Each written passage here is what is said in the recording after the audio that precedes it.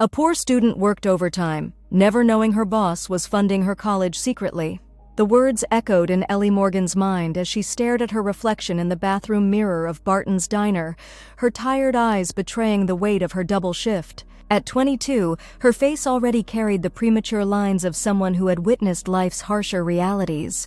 She splashed cold water against her skin, the shock momentarily reviving her as droplets clung to her eyelashes like tiny crystals. 10 minutes, Ellie! Marcy called from outside. Coming! Ellie dried her face with a rough paper towel, tucked loose strands of chestnut hair back into her ponytail, and straightened her name tag.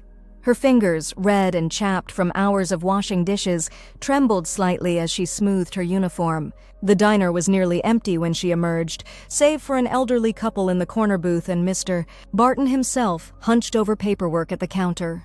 Samuel Barton, with his salt-and-pepper hair and perpetually furrowed brow, rarely spoke beyond necessary instructions, yet he had hired Ellie 3 years ago when no one else would.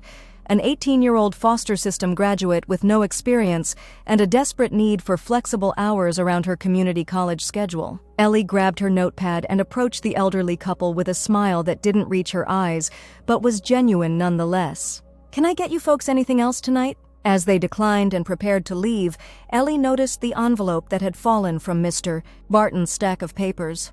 She picked it up, her eyes inadvertently catching the return address. Westfield Community College, Financial Services Department. "I'll take that, Mr. Barton's voice startled her, his hand extended firmly. "Sorry, Ellie surrendered the envelope, wondering why he would have mail from her college. "You look dead on your feet, Morgan." His gruff assessment cut through her thoughts. "Go home. I'll close up." "But my shift isn't—" "You've done enough overtime this week." He didn't look up from his paperwork. "Too much. You need rest if you're going to keep up with your studies." The mention of her studies caught her off guard. She'd never discussed her education with him beyond the scheduling necessities. "Thank you, Mr. Barton." Outside, the October air bit at her cheeks as Ellie pulled her thin jacket tighter. The bus stop bench offered little shelter from the wind that whispered through the nearly bare trees. She checked her watch, midnight, and then her phone, where a notification from the college portal made her stomach clench. Another tuition payment was due in 2 weeks. At this rate, she'd need to pick up even more hours, meaning less time for studying, meaning lower grades, meaning the potential loss of her partial merit scholarship. The cycle was suffocating. The bus arrived with a hydraulic sigh, and Ellie climbed aboard, dropping her coins into the meter before collapsing into a seat. The rhythmic motion and the driver's soft humming of an old country tune nearly lulled her to sleep before her stop approached. Her apartment building loomed like a gray monolith against the night sky. The elevator was perpetually out of order, so she trudged up 4 flights of stairs, each step a small mountain to her exhausted legs. Inside her tiny studio apartment, the radiator clanked ineffectually. Ellie didn't bother turning on the lights. The glow from the street lamp outside her window was enough to navigate the familiar space. She peeled off her uniform, which carried the lingering scent of fryer oil and coffee, and stepped into the shower, letting lukewarm water wash away the physical evidence of her day, if not the weariness that had seeped into her bones. Clean but no less tired, Ellie settled at her small desk.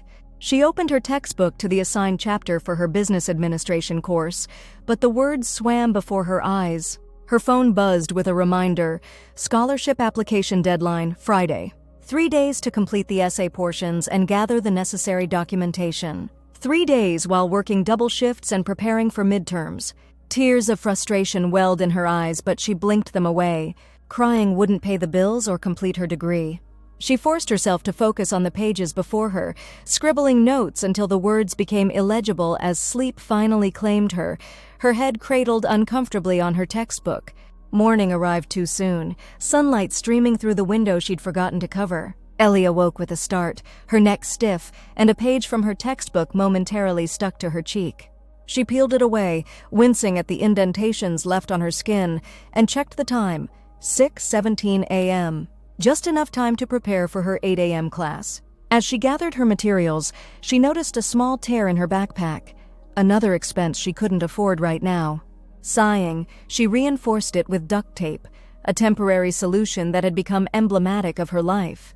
The community college campus was bustling when she arrived, students moving with purpose or lounging on benches, enjoying the crisp autumn morning. Ellie envied their apparent ease, wondering how many were also calculating the hours they'd need to work just to stay afloat.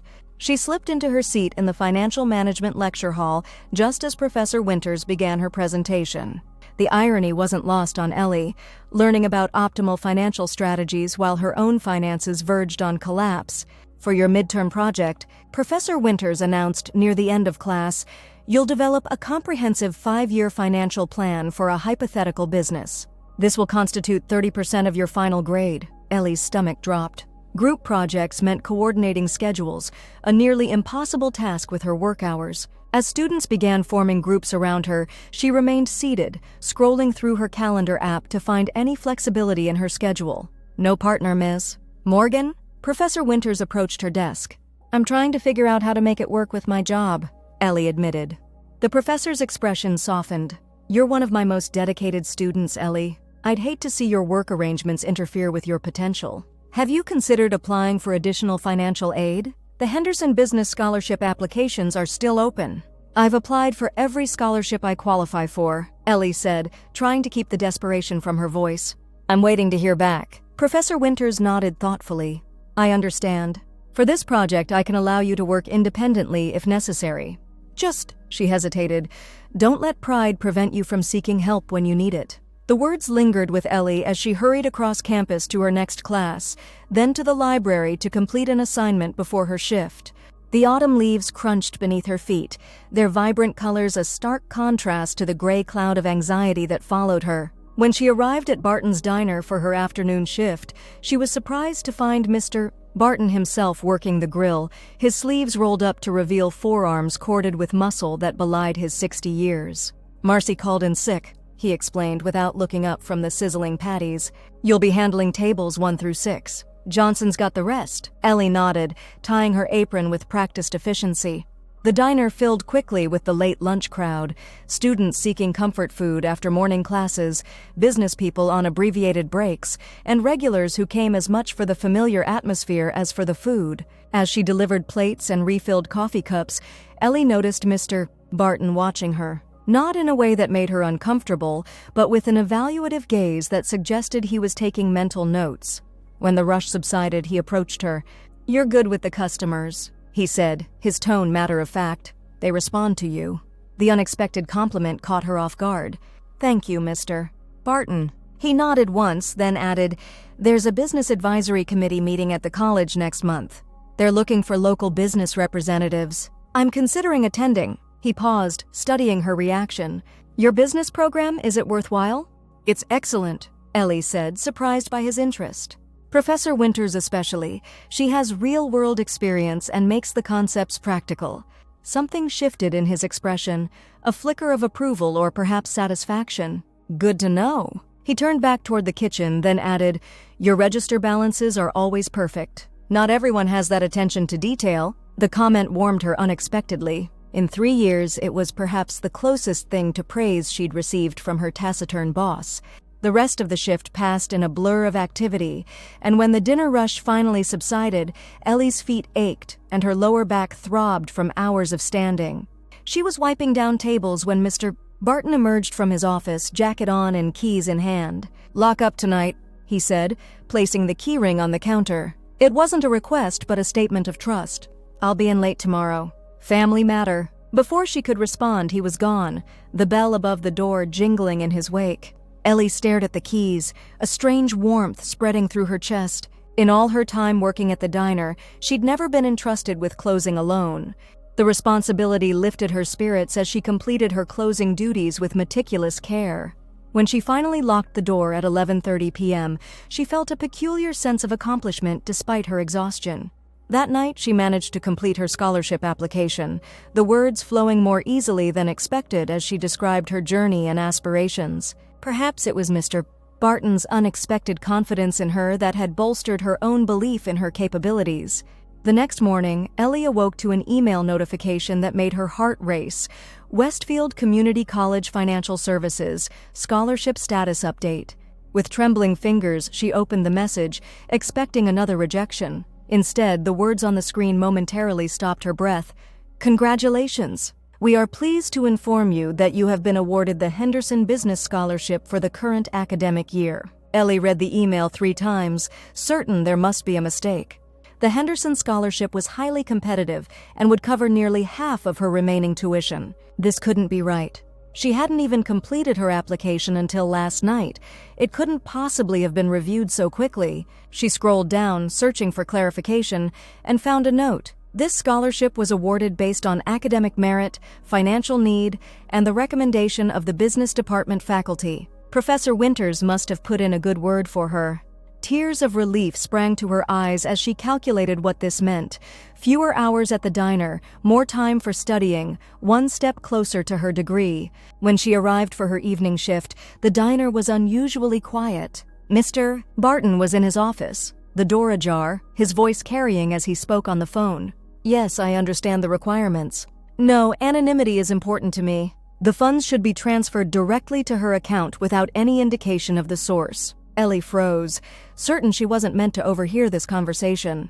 She backed away silently, her mind racing with questions. Who was Mr. Barton helping financially? And why the secrecy? The thought was interrupted as customers entered, and Ellie slipped back into her professional role. Throughout her shift, however, fragments of the overheard conversation returned to her. There was something almost familiar about the situation, though she couldn't place why. As weeks passed, Ellie noticed subtle changes in her interactions with Mr. Barton. He began asking about her classes, offering her schedule priority when exam periods approached, and occasionally leaving business articles on the break room table with notes like, "Relevant to your marketing class," scrawled in his distinctive handwriting.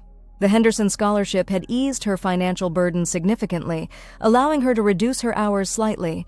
With the extra time, her grades improved, and she found herself participating more actively in class discussions. Professor Winters had even suggested she consider transferring to a 4-year university to complete her bachelor's degree, a dream that had seemed impossible just months ago. One evening in early December, as snow fell softly outside the diner windows, Ellie was surprised when Mr.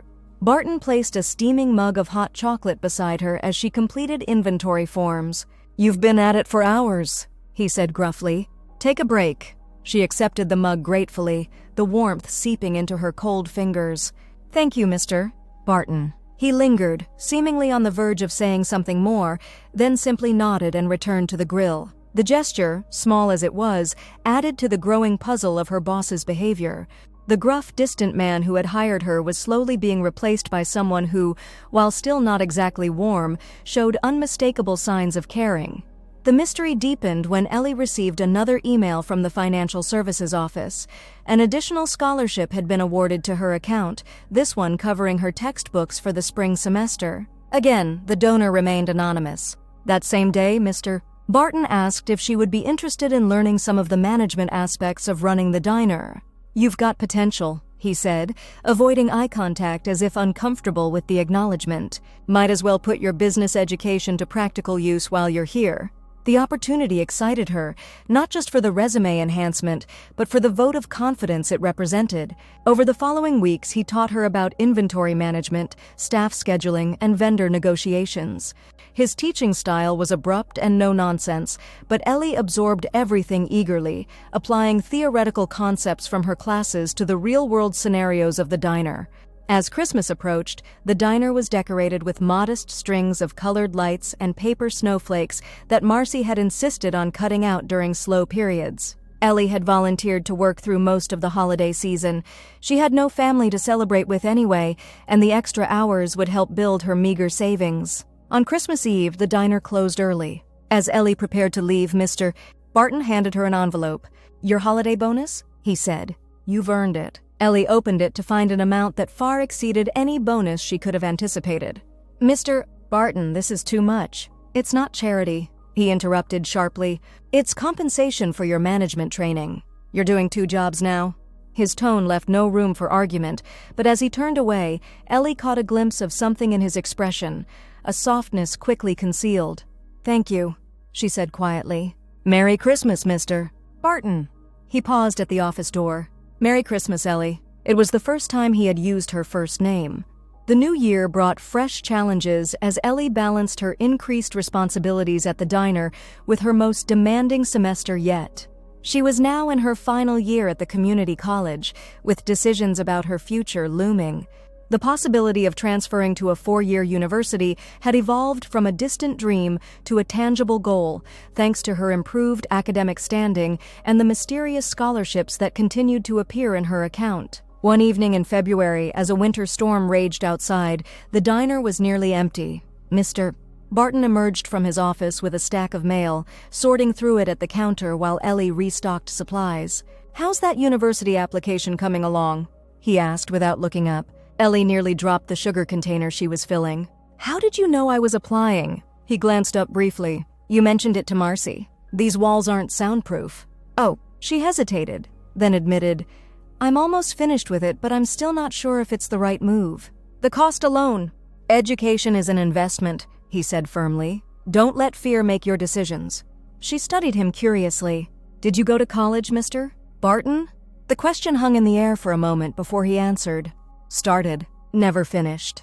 He shuffled his papers. "Had a family business to run after my father got sick." "The diner?" He nodded. "Been in the family for 3 generations."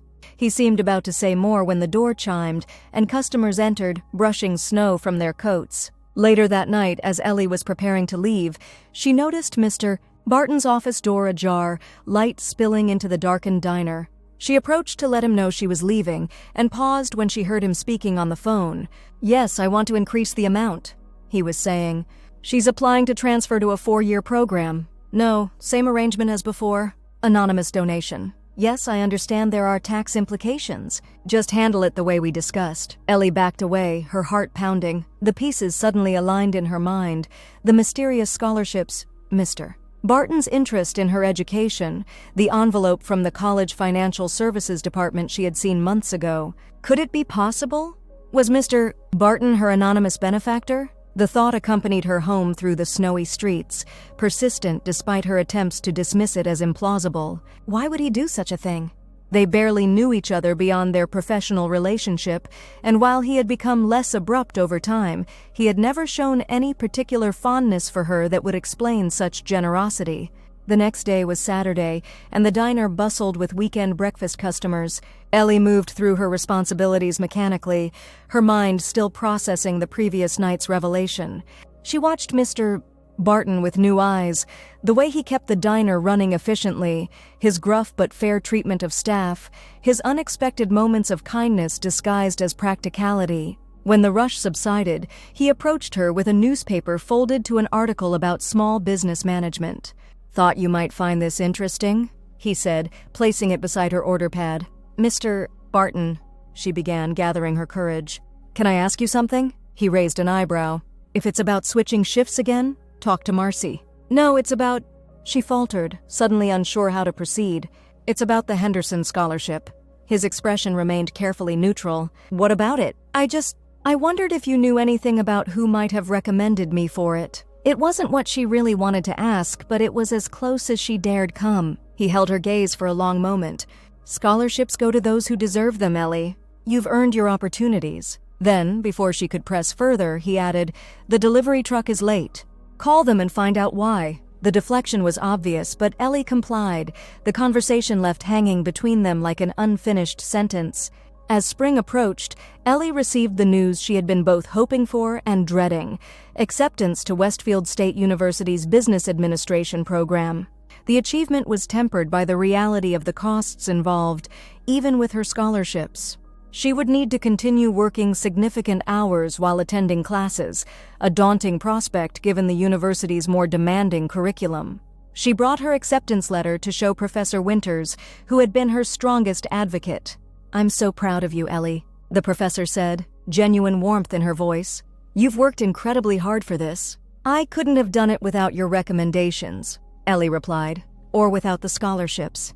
Professor Winters smiled thoughtfully. "Sometimes we have champions we don't even realize are in our corner." She hesitated, then added, "The Henderson Scholarship and the others that followed, they came from a local business owner who prefers to remain anonymous. Someone who believes in giving deserving students a chance they might not otherwise have." Ellie's heart raced. "Do you know who it is?" "I'm not at liberty to say." Professor Winters replied gently. But I can tell you this. True generosity often comes from those who understand struggle firsthand. That evening, Ellie arrived at the diner to find Mr. Barton interviewing a young woman who looked barely out of high school, her posture nervous but determined. "This is Maya," Mr. Barton said when he noticed Ellie. "She'll be training with you this week, starting part-time while she takes classes at the community college." Ellie extended her hand to the girl, a strange sense of déjà vu washing over her. Had she looked this young and uncertain when Mr. Barton had hired her 3 years ago? "Welcome to Barton's," she said warmly. "Don't worry. It seems overwhelming at first, but you'll get the hang of it." As they worked through the evening shift, Ellie found herself automatically taking on a mentoring role with Maya, showing her the shortcuts and systems that had taken months to learn on her own.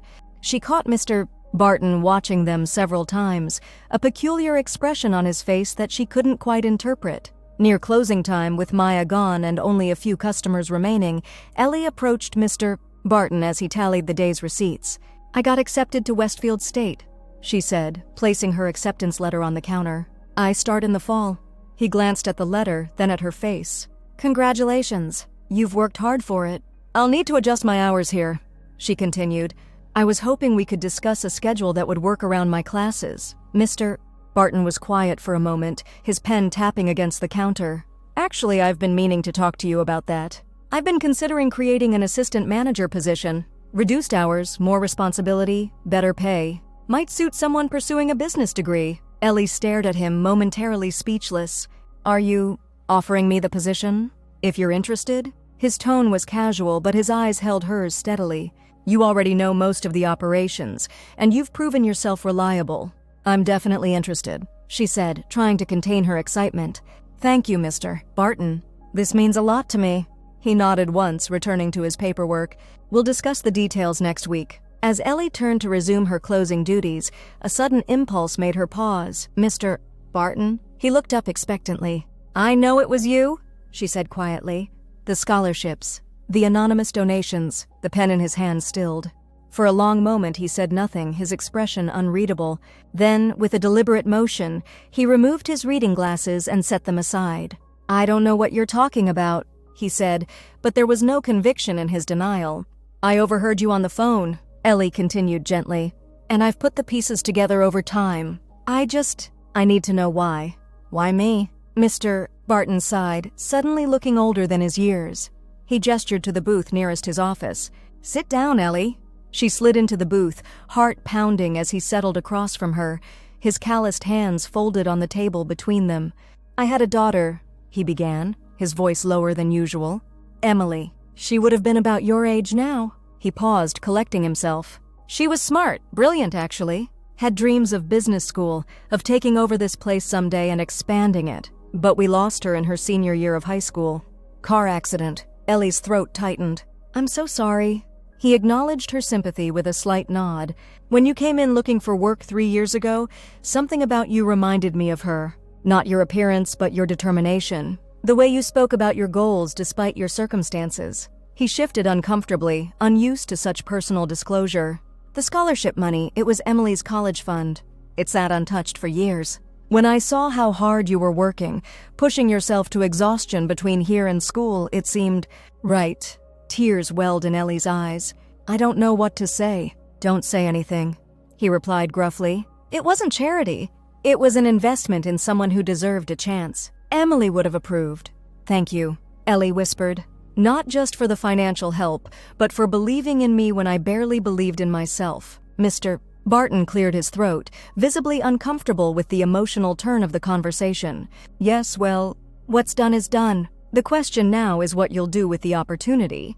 "I won't waste it," she promised fervently. "I'm going to make the most of my education and then—" She hesitated, then continued with newfound confidence. "And then I'd like to come back here, to use what I've learned to help grow the business. If you'd be open to that." Something shifted in Mr. Barton's expression, a cautious hope breaking through his usually guarded demeanor. "I think that could be arranged," he said. "This place could use some fresh ideas. Emily always said it had potential beyond what I could see." As they sat in the quiet diner, the neon sign casting a gentle glow through the windows, an unspoken understanding passed between them.